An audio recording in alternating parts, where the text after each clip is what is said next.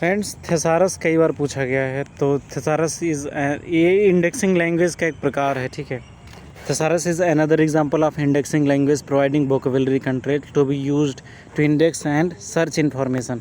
थेसारस में क्या होता है ना कि ढेर सारे तरह के वर्ड्स को कलेक्ट किया जाता है कि अगर हम लोग कुछ भी सर्च करें किसी भी वर्ड से तो वो चीज़ मिल जाए, तो उसको थेसारस बोलते हैं। तो ये इंडेक्सिंग लैंग्वेज का एक प्रकार है जो वोकेबलरी कंट्रोल में यूज़ होता है। तो ये चीज़ है। Thesaurus was design to function post coordinate system helping searcher to conduct the search systematic way. Searcher जो है उसको बहुत अच्छे तरीके से सर्च कर सके, इसके लिए इसको बनाया गया। देखो, alternate terms alphabet noun verb arrange, उसमें देखो, उसमें जब भी हम लोग कुछ भी सर्च करते हैं उसमें अल्फ़ाबेट्स या उसमें ढेर सारी चीज़ें होती हैं, ठीक है, जिसमें कई फालतू वर्ड्स भी होते हैं जैसे इन, आउट, एंड। तो इन सब चीज़ों को हटा दिया जाता है उसमें थेसारस से।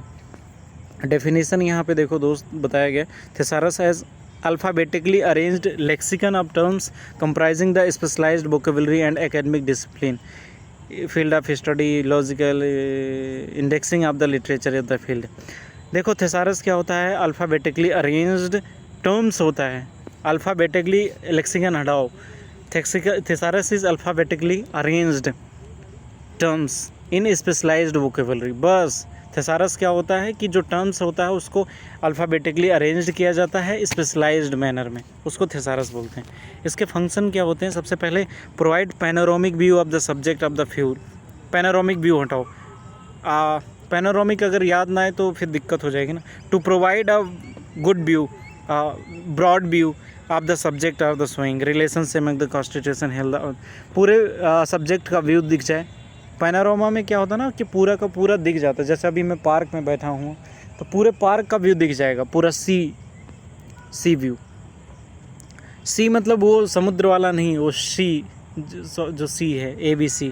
To provide a standard vocabulary, और उसके बाद हेल्प्स, स्टैंडर्ड वोकेबलरी प्रोवाइड करता है। ये जो थेसारस है सर्चर्स को हेल्प करता है, इफेक्टिव रिट्रीवल होता है, मैप प्रोवाइड करता है कॉन्सेप्ट का, इंडेक्सर और सर्च का, ठीक है। तो ये इसके फंक्शन है, इसके काम है।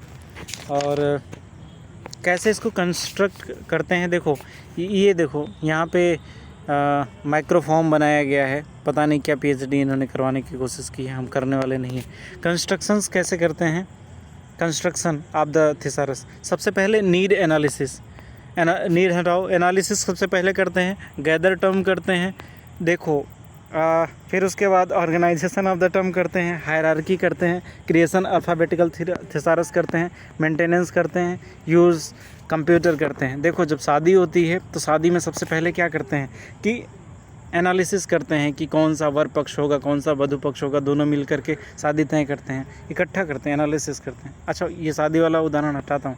फिर उसके बाद रिश्तेदार गैदर होते हैं, ठीक है, वर पक्ष के और वधु पक्ष के रिश्तेदार गए। तो जो वोकेबलरी होते हैं ना ढेर सारे तरीके से, उधर भी जीजें हैं उधर भी जीजें हैं, लेकिन वो वर पक्ष के जीजें हैं और ये वधु पक्ष के जीजें हैं। तो ऐसे ही सब, मतलब इस तरह से इकट्ठे होते हैं लोग। तो गैदरिंग ऑफ टर्म्स इस तरह से करेंगे, बॉटम टू टॉप लेवल पे जितना भी पॉसिबल हो सकता है सारे टर्म्स को इसमें करते हैं। फिर ऑर्गेनाइज़ करते हैं उन सारे टर्म्स को कि इस फलाने रिश्तेदार को सबसे पहले पत्र जाएगा, जैसे मामा को सबसे पहले पत्र दिया जाता है, निमंत्रण पत्र और सबसे लास्ट में दोस्त को दिया जाता है।